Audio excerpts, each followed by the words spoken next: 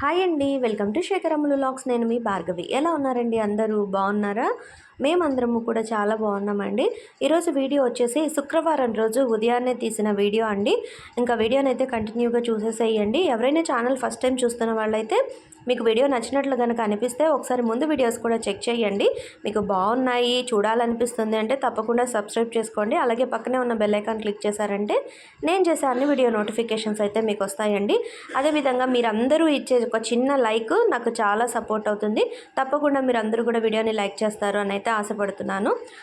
చాలామంది లైక్ చేస్తున్నారు, కామెంట్ చేస్తున్నారు. అందరికీ థ్యాంక్ యూ సో మచ్ అండి. నన్ను కొంతమంది అయితే చాలా బాగా అర్థం చేసుకున్నారు కూడా. నాకు చాలా హ్యాపీగా అనిపిస్తుందండి. తర్వాత ఇంకా ఇక్కడ వచ్చేసి ధనుర్మాసం కదా, ఇలాంటి ముగ్గులు ఏవో ఒకటి వేస్తూ ఉంటాను. రోజు వేయొచ్చు కదా ఇలాంటి ముగ్గులు అని అనిపిస్తుంది నాకు కూడాను. వేస్తే బాగుంటుంది అని చెప్పనని, కానీ రోజు హడావిడిగా ఉంటుందండి. వీడియో తీసుకొని ముగ్గు వేసే టైం కూడా ఉండదు. నైట్ టైమ్స్ ముగ్గు వేసేస్తాను నేను చాలా వరకు.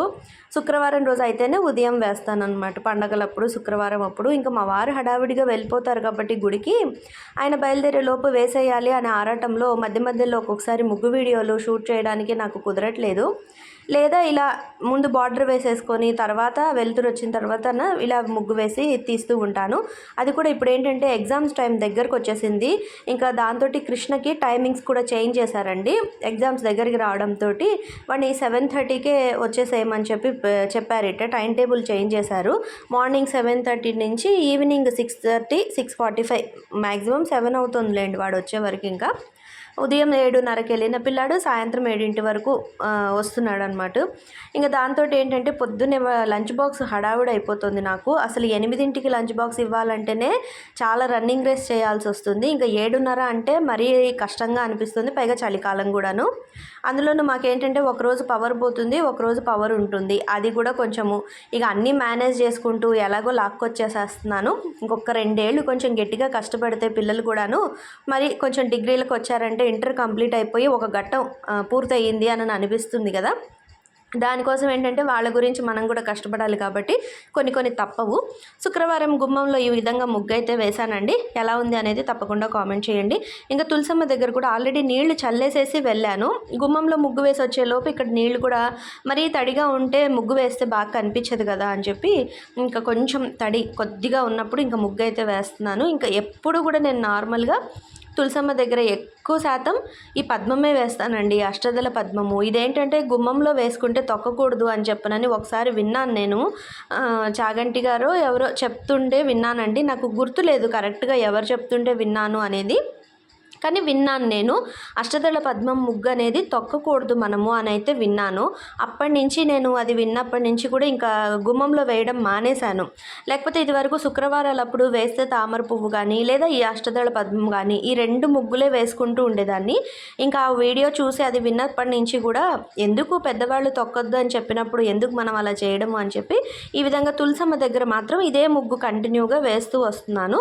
ఇంకా శంఖ చక్రాలు వేస్తే గోవు పాదాలు వేస్తాను, ఇలా అన్నీ వేస్తూ ఉంటాను. ఈరోజు అయితే సింపుల్గా ఇలా 3 పద్మాలు అన్నట్టుగా శంఖ చక్రాలు అష్టదళ పద్మము వేసేసి ముగ్గు అయితే పెట్టేశానండి. ఇంకా ముగ్గులో పసుపు కుంకాలు కూడా నేను వెయ్యను.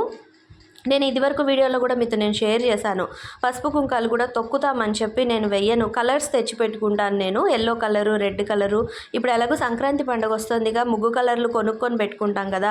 నేనేమో ఈ ఎల్లో రెడ్ కలర్ అనేది ఎక్కువగా తీసి పెట్టుకుంటాను. అవే ఒక డబ్బాలో వేసేసుకొని ఆ ముగ్గులో ఎల్లో కలరును రెడ్ కలరు పెడుతూ ఉంటాను. బయట మేడు వేసే ముగ్గుకు కూడా తనకు అదే చెప్పానండి. అమ్మ పసుపు కుంకాలు ఇవ్వండి ముగ్గులో వేస్తాను అని తను అడిగింది.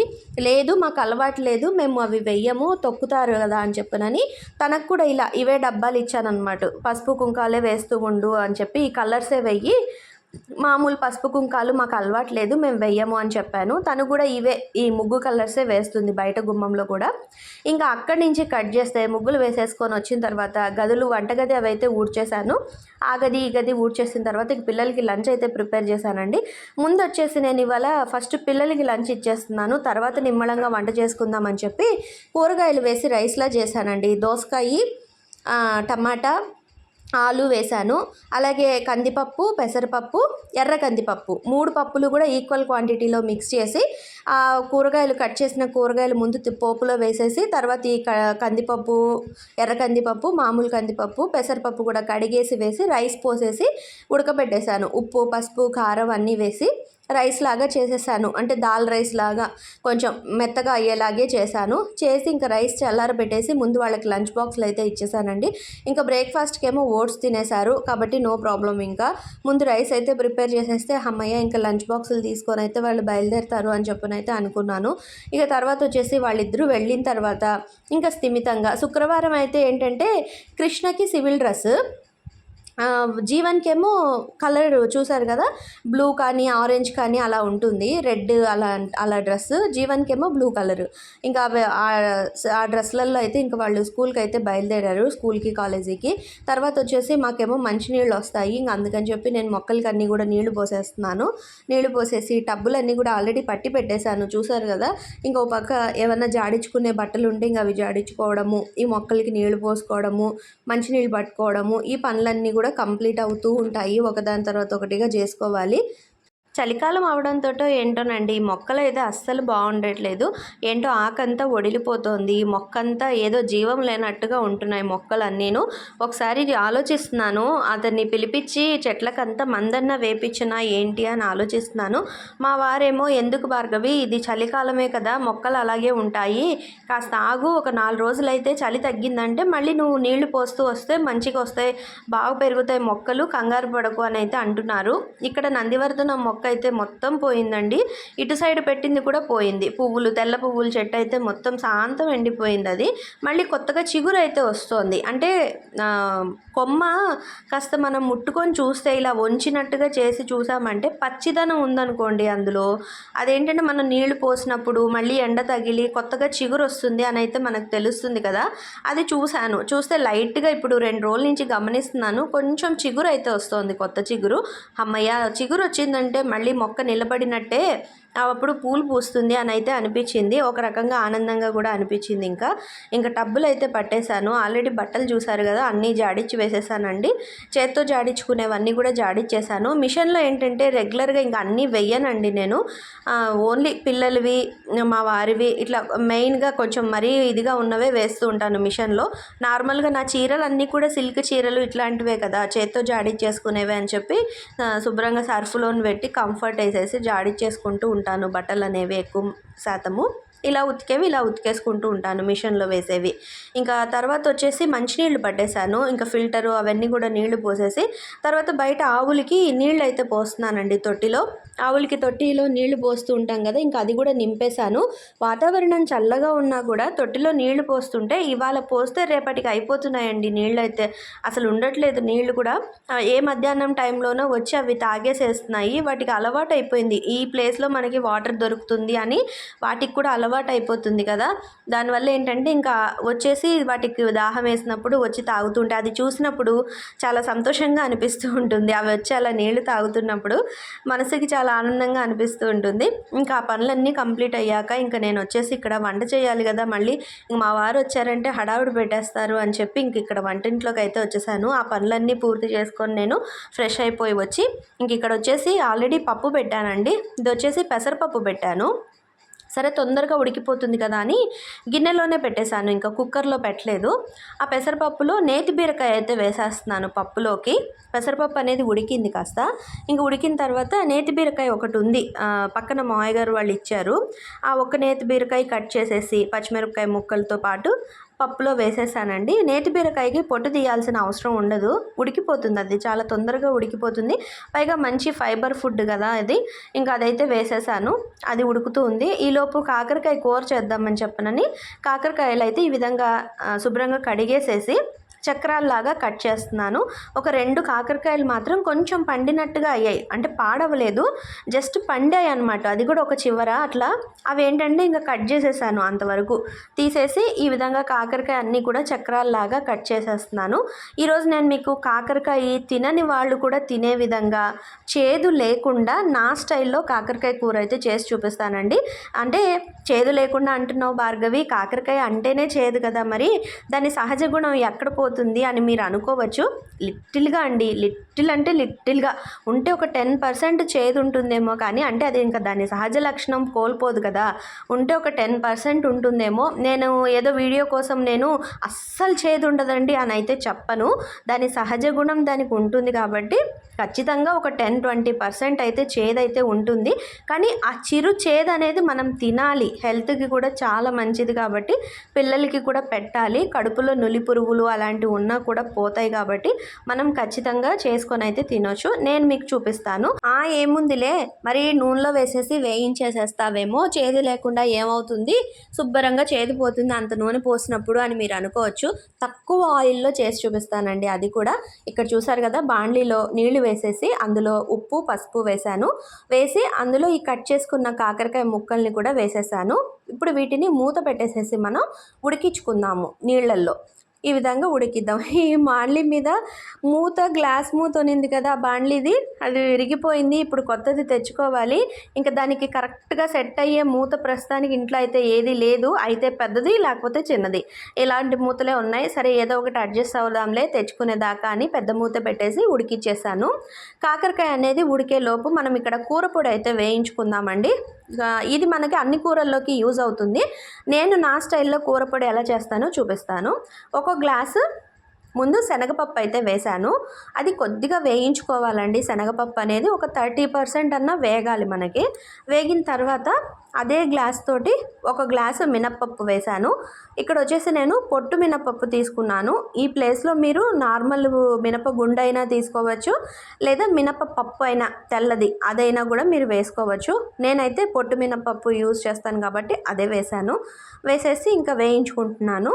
తర్వాత మనం ఏ గ్లాస్తో అయితే పప్పులు తీసుకున్నామో అదే గ్లాస్ తోటి 1.5 గ్లాసు ధనియాలు వేసుకుంటున్నానండి.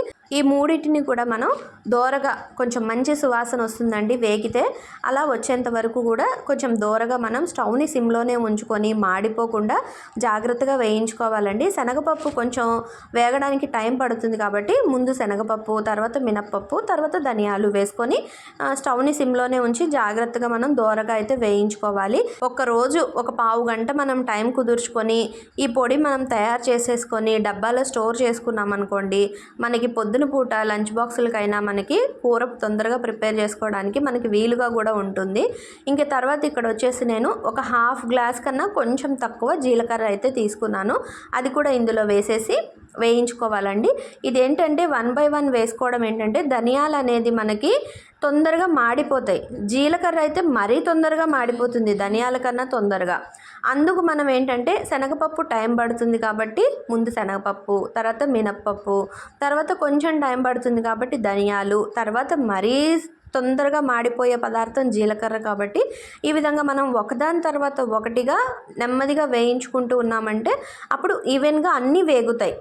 లేదా మనం అన్నీ ఒకేసారి వేసేసామనుకోండి, శనగపప్పు మినప్పప్పు ధనియాలు అన్నీ ఒకేసారి వేసేసామంటే శనగపప్పు వేగదు, మినప్పప్పు కూడా లైట్గా వేగదు. ఈ మిగిలిన పదార్థాలు మాత్రమే వేగినట్టుగా కనిపిస్తాయి మనకి. అప్పుడు అలా పచ్చిదనం ఉండడం వల్ల ఏంటంటే మనకి కూరపొడి టేస్ట్ అనేది కూడా అంత బాగుండదు. అందుకని చెప్పి మనం కొంచెం ఓపిక్గా ఒక 10 నిమిషాలు టైం కుదుర్చుకొని ఇలా ఒకదాని తర్వాత ఒకటిగా నెమ్మదిగా వేయించేసుకున్నాం అనుకోండి, మనకి చాలా హాయిగా ఉంటుంది వంట చేసుకునేటప్పుడు. ఇదే మనం ఈవినింగ్ టీ టైం అనుకోండి, ఓ పక్కన టీ పెట్టేసేసుకొని అది అయ్యేలోపు పాలు కాచుకుంటూ ఇటు పొడులు కూడా వేయించుకోవచ్చు. మనం వీలుగా మన టైంని బట్టి మనం వీలుగా చూసుకొని వేయించేసుకోవచ్చు. తర్వాత ఇందులో ఇవన్నీ వేగిపోయాయి, మంచి సువాసన వస్తుంది. ఇంకా కారంకి సరిపోయాన్ని ఎండుమిరపకాయలు వేసి చివరిగా నేను ఇంగువ అయితే వేసానండి.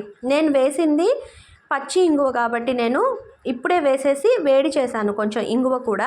మీరు నార్మల్గా ఎల్జీ కానీ ఏదైనా ఇంగువ మీరు ఏ కంపెనీదైనా సరే పొడి వేశారనుకోండి, ఇంగువ పొడి మీరు నార్మల్గా మిక్సీ వేసేటప్పుడు వేసుకున్న ఈ వేడి మీద మనం ప్లేట్లోకి దినుసులన్నీ తీసుకున్నప్పుడు ఇంగువ పౌడర్ కూడా పైనుంచి వేసేసి ఒకసారి కలిపేశారనుకోండి, ఆ వేడికి ఇంగువ పౌడర్ కూడా వేగిపోతుంది. అప్పుడు సరిపోతుంది, మనకి పొడి అనేది తయారైపోతుంది. ఇప్పుడు అదంతా చల్లారబెట్టేశాను. ఈలోపు ఇక్కడ బీరకాయ కూడా ఉడికిపోయిందండి పప్పుకి. ఇంకా అందులోకి అయితే తిరగమూత పెట్టేసేస్తున్నాను. కొంచెం ఆవాలు, జీలకర్ర, కొన్ని మెంతులు, ఇంగువ, ఎండుమిరపకాయ వేసి పోపు అయితే పెట్టేశాను పప్పులోకి. ఈ విధంగా సింపుల్గా పెసరపప్పు బీరకాయ అయితే పప్పు తయారు చేసేసానండి. పిల్లలకి ఆల్రెడీ పప్పులతోటే రైస్ చేసి పెట్టేశాను కాబట్టి మాకేమో ఈ విధంగా పప్పు చేశాను. నైట్ పిల్లలకి కూడా ఉంటే తింటారు, లేకపోతే సరిపోతుందిలే అని చెప్పి ఇలా ఒక్క బీరకాయే కదా ఈ విధంగా పెసరపప్పుతోటి పప్పు రెడీ చేశాను. ఇప్పుడు ఈ పప్పు ఈలోపు మనకి ఇక్కడ కాకరకాయ కూడా ఉడికిపోయిందండి. మధ్యలో ఒకసారి మూత తీసి కలిపి చూసానండి కాకరకాయని కూడాను.